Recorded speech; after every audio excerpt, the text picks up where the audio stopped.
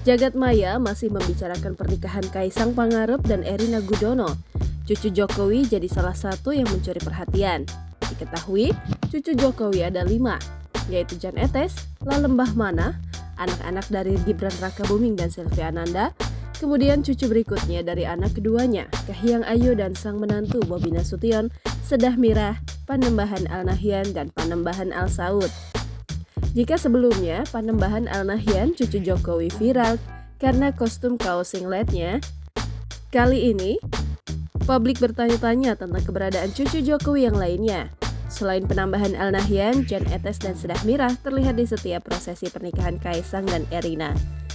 Lalembah Manah dan Panembahan Saud tidak terlihat selama prosesi pernikahan Kaisang Pangarep dan Erina Gudono yang dihelat pada Minggu 11 Desember 2022.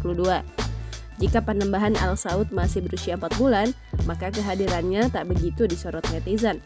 Lain halnya dengan Lalembah Manah yang tidak ikut serta, baik saat kirap pengantin maupun tasyakuran Kaisang dan Erina.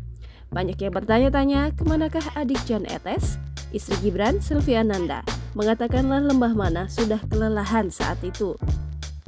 Lalembah Manah sempat terlihat saat prosesi sungkeman dan siraman Kaisang di kediaman Presiden Joko Widodo, Kelurahan Sumber, Kecamatan Banjarsari, Kota Solo, Jumat 9 Desember 2022. Adapun saat prosesi akad nikah Kaisang dan Erina, adik Jan Etes itu masih mengikuti.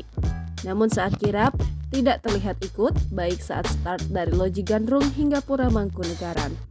Adapun 2 sesi tasyakuran pernikahan Kaisang dan Erina yang digeber saat siang dan malam, cucu Presiden Joko Widodo itu juga tidak terlihat.